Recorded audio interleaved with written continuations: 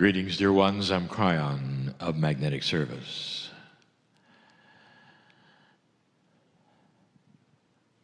My partner steps away, as normal.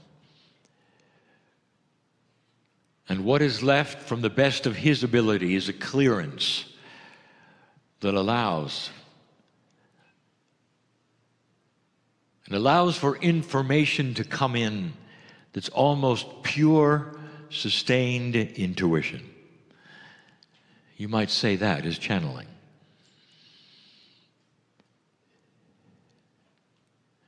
It is the fourth channel, as I say, of the series which you call Discovery.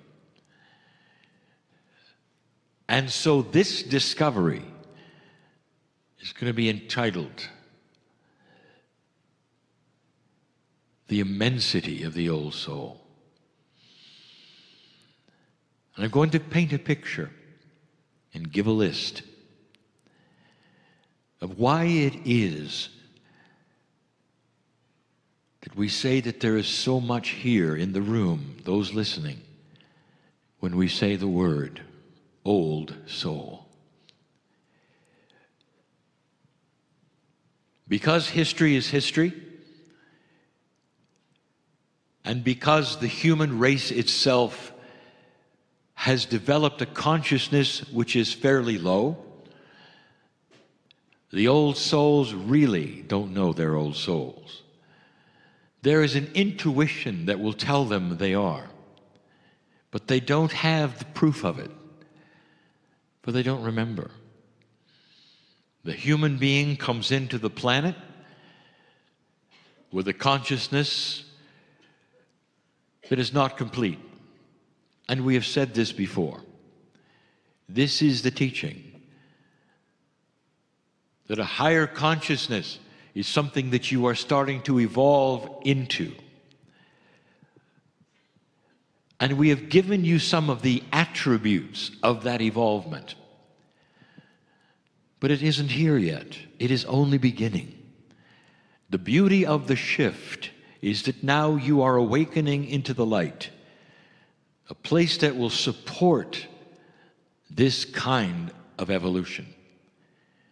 The evolution of wisdom, compassion, love, knowledge, into something that we have seen before in other parts of your galaxy. We have seen it. We tell you it is there. Its ability for humans is there. And the free choice that you have will control the timing. But it's almost like a snowball that you cannot stop unless it hits a tree. That it has momentum, a momentum that we have seen before. And that is what the teaching has been. But dear ones, you arrive on this planet with a low energy that doesn't remember this, none of it. You may have lived 1,000 lives. You may have had all of the knowledge, the wisdom that 1,000 lives will give you, and you awaken and it's a blank. It doesn't carry in. Because that would be a high consciousness, and that is something that you will develop. Children being born generations from now will be totally different than when you arrived. They will be totally different than the children that are arriving now. So different over a period of time that history will take a look and rewrite some of the things they thought they knew about consciousness itself, about discipline for children, about education. What do you do with a group of children that start remembering how to read before they're ever taught? What do you do with a group of children that seems to intuitively know things they've never been shown? This is the evolution of the human race. And that is that the wisdom from the past lives that they may have had, whether it's 3 or 3,000, starts to show itself very early in their lives. You're not there yet. but in some ways you are. For in this group of listening old souls, all of the knowledge and the wisdom of the past and what you've learned that works and doesn't work is inside you. And so, as we said early on, old souls alive right now are beginning to have the sparks of remembrance. But I want to tell you what you're remembering. I want this to be a celebration of the immensity of the old soul, of the strength that is presented here in the chairs and those listening that call themselves old souls, beyond your wildest expectations of who you are. It's a celebration. It's not a teaching session, not now. This is a meditation. It's a celebration. I want you to listen. Don't space out on this one. I want you to listen. Imagine for a moment that human beings could be brought back from any time in history, reanimated at the highest level that they existed in, no matter what age they were. They could be brought back. And you're going to select who is going to be brought back, and you're going to put them around a round table. Let us start with the leaders of the centuries. Let us start with the finest politicians that ever lived, that became leaders, presidents, prime ministers, even kings, that were beloved by those around them for what they could put together and do. Kings in the past that were kings for tens and tens of years because the people loved them, were careful of their health, wanted them to sustain the realm because they were so good at what they did. They existed. Leaders of countries who were so beloved because they knew what the people wanted and they loved the people and understood the people. They existed. Presidents and prime ministers where the people wished they could continue and continue because they were good at it and because the country was never more prosperous than at a time when they existed. They led well. They understood well. I want you to examine how many would there be? A lot of them. And you're going to bring them back. One by one they arrive with everything intact they ever had. This ability to sense how to arrange things, to make things work in a benevolent way so that those who elected them or those who were subjects of them would say, I hope this man or woman lives a long time. And here they are, and they take their seat at the round table. And now they're looking at you. They want to know why they're there. And you say, wait a minute. There's another group. And the next group are going to be the finest philosophers that ever existed. The ones who could think above those who could think. Who are profound in all that they did. And they take their seats at the table. And every generation has had them. Even the history before history had them. And they look at the kings and the leaders. They say, it's quite a group here. We'll philosophize about why they're here in a moment.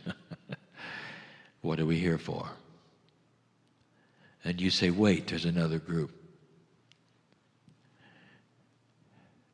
And you involve the artist and the song writers of time who wrote the most prolific lyrics about love, beauty, the ones that made your heart sing.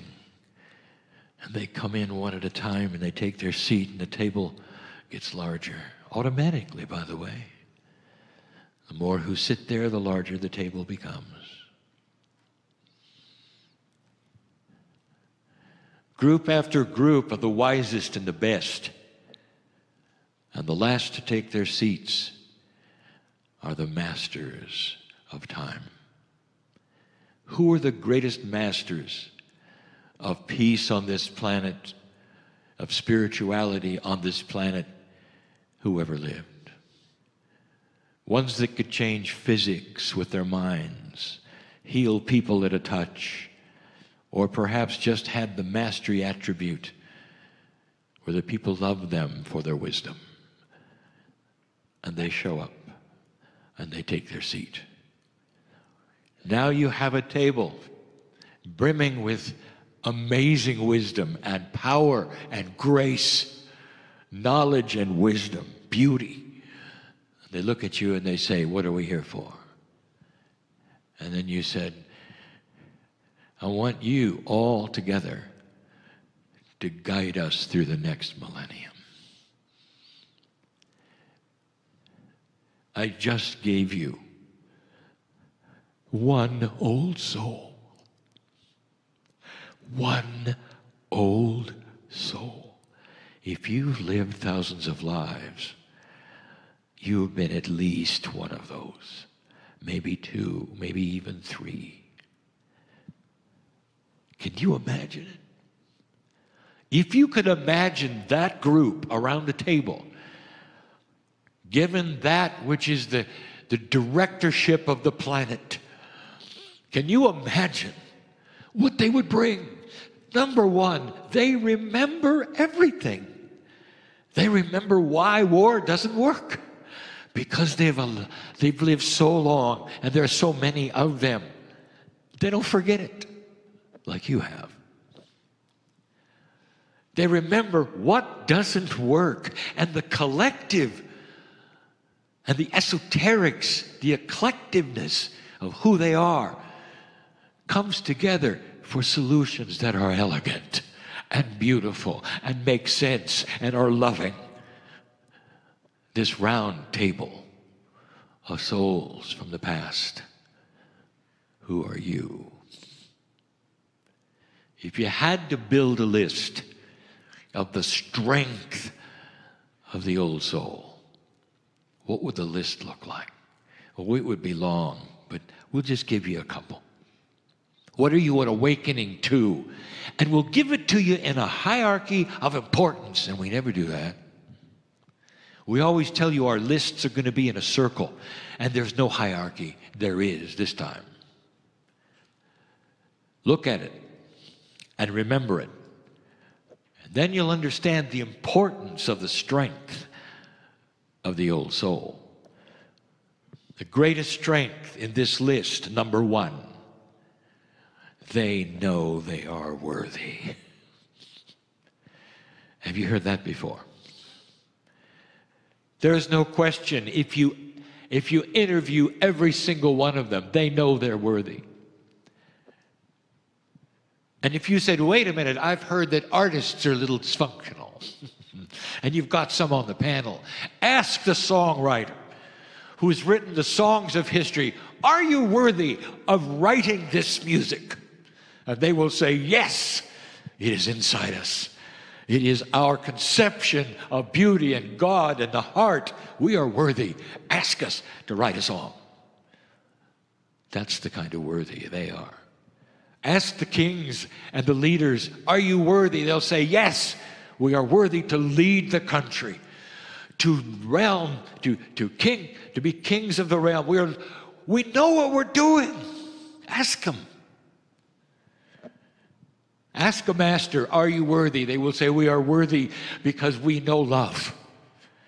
We know compassion. We know balance. We're worthy. Not one of those on the panel is an unworthy person to be there. And they all know it. Number one, The strength of the old soul is one who has a discovery they're worthy. Number two, I want you to listen to this hierarchy. Number two, every single one of them has a joyful spirit. They have been able to capture and bring forward the inner child so that they can laugh. And that laughter creates an interesting solution to puzzles. It's almost like the laughter itself creates a coherence with all of them. It brings things to a level where all of them understand. Number two, joy, laughter. Being able to enjoy yourself no matter what. Number two, Kryon, is wisdom in here somewhere? Number two is joy? Oh, yes. Why should it be number two? Because the thing that passes untouched through the veil between you and God is laughter and joy and love. You're not going to get very far unless you can relax in a confluence of joy and wisdom in your personality. There have been some who say, well, you've got to be extremely serious to be spiritual. Show me a spiritual person who is not joyful, and I will show you a person who's not really spiritual. Dear ones, they go together. There's nothing like a laughing monk. They go together. That was number two. Number three, experience. And this is the one that will then create wisdom. Every single one on the panel, been there, done that, knows what they're doing. Did you hear me? Knows what they're doing. They're worthy to do what they do. They wouldn't have been leaders, loved by their people, having abundant countries, knowing how the economics work, having a balance. They wouldn't be able to do that unless they knew what they were doing. Old soul, are you starting to get this? This is you. This is what is inside right now of every old soul that hides, that doesn't come forward, that is never remembered. That's the strength, the amazing strength you have. It's more than awakening to light. It's more than awakening to the knowledge that God is good. It is bringing forth in an Akashic way, knowing what you're doing when it comes to producing these things that are called compassionate action, which, by the way, is next.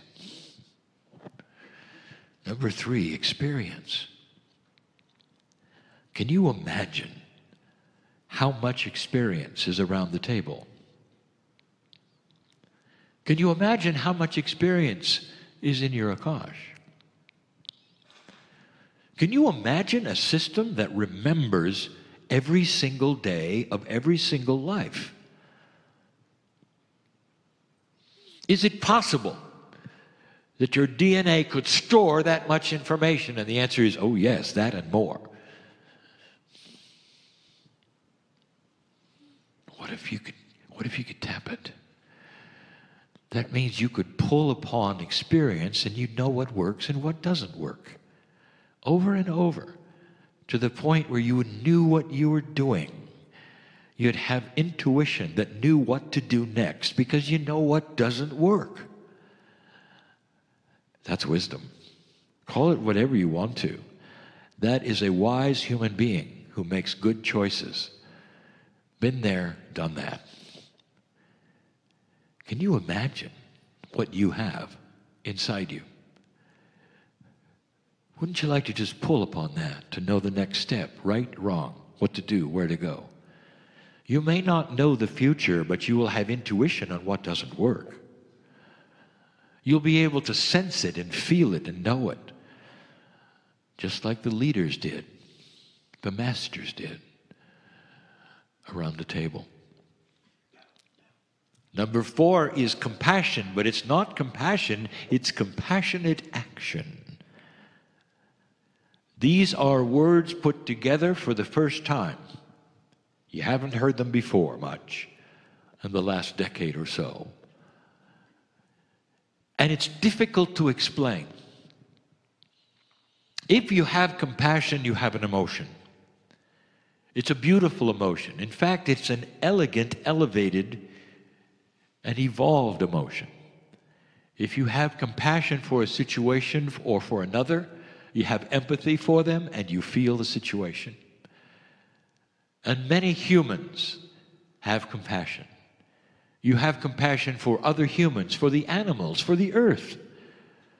And you can stand around and you say, I'm a compassionate being.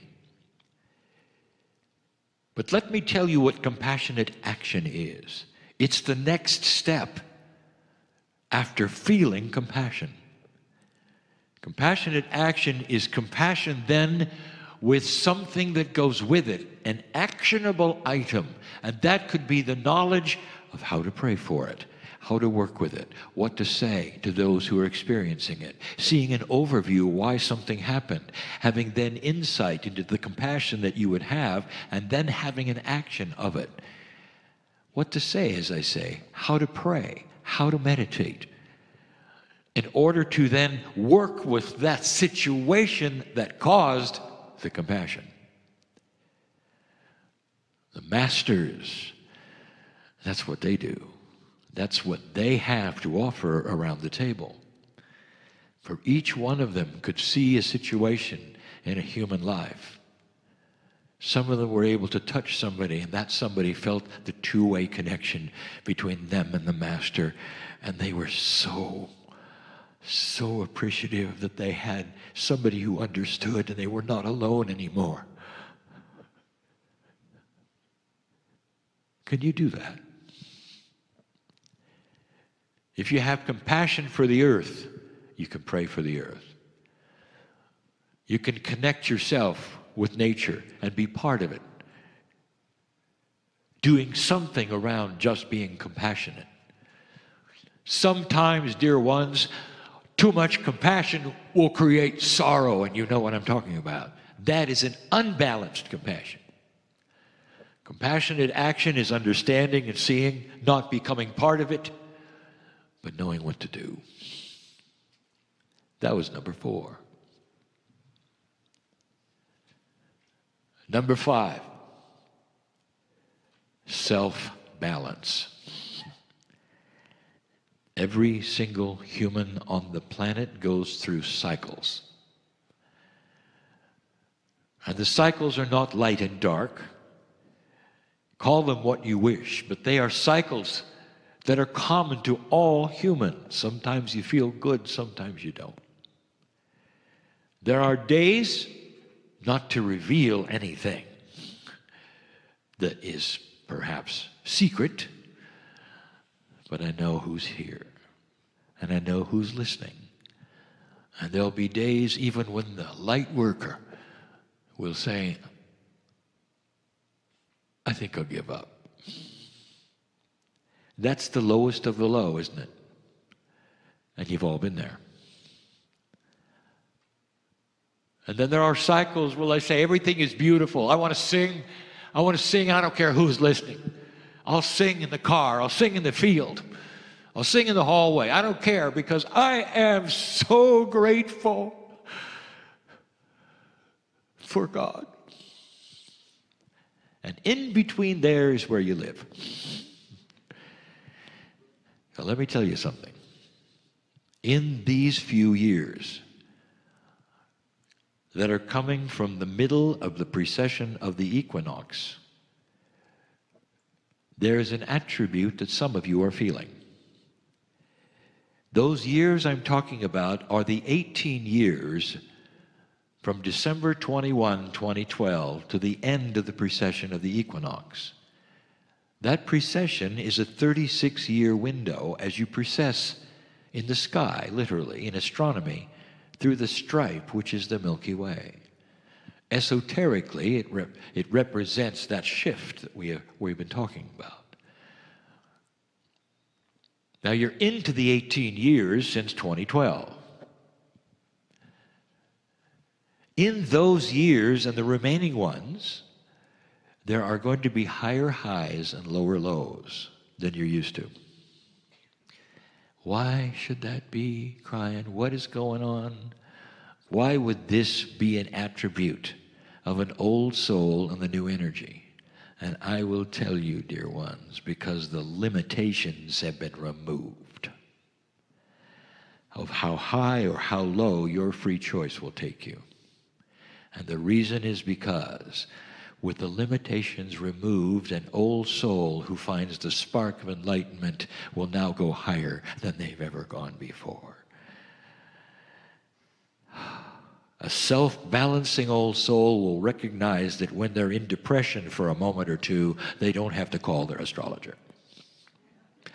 Astrologer, you know exactly what I mean. You don't want that many calls.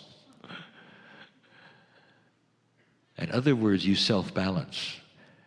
You'll know that if you can wait it out, that the light always comes back. It always comes back. And the more you self-balance, the better you are at it. The spark says, I am self-balancing.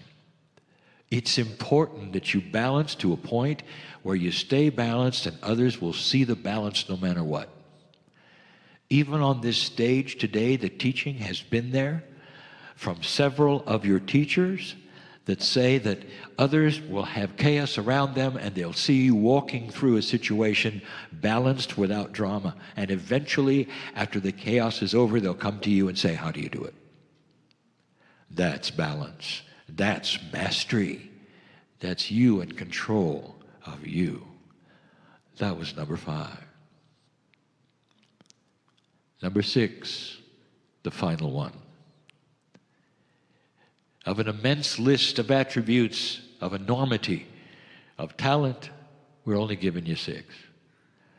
And the last one is that the old soul learns how to create their own reality. And so they never fear the future.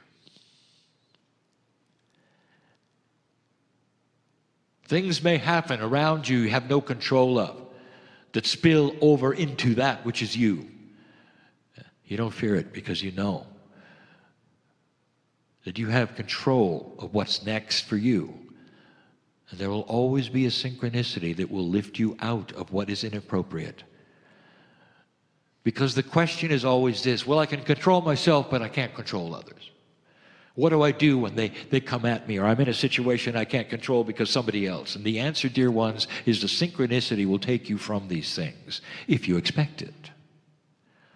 So something happens which is a challenge.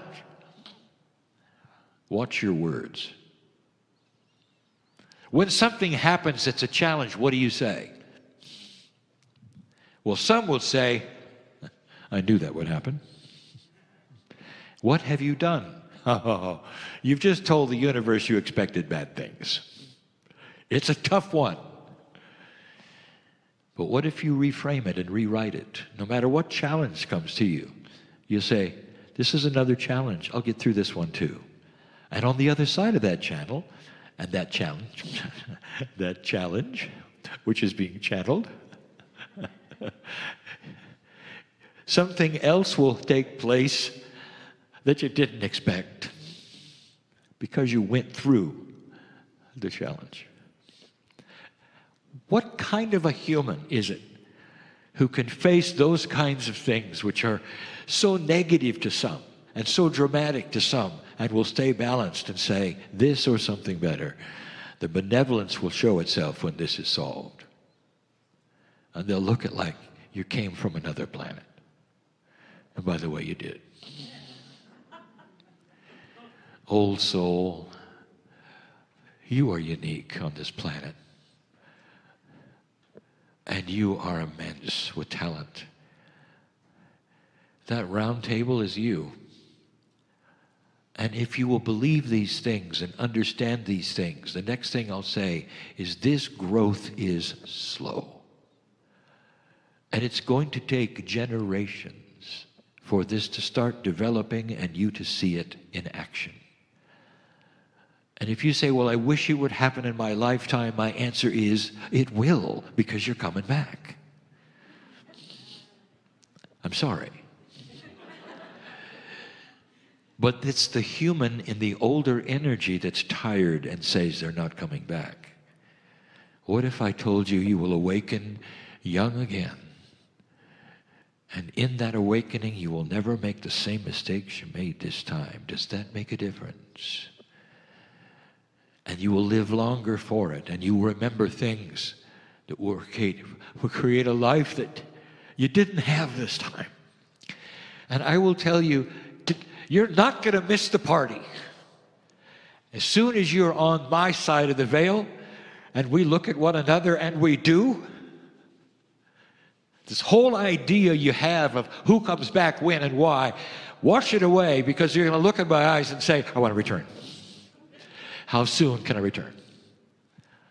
And we already told you that the system of return is so much different in the new energy. You were told, well, so many years have to go by, or this or that. That is not the case. You can come back in months, dear ones. And some do, and some have, and some will. There are those you've loved and lost. Listen, you know who I'm talking about. Mother, father, husband, wife, brother, sister.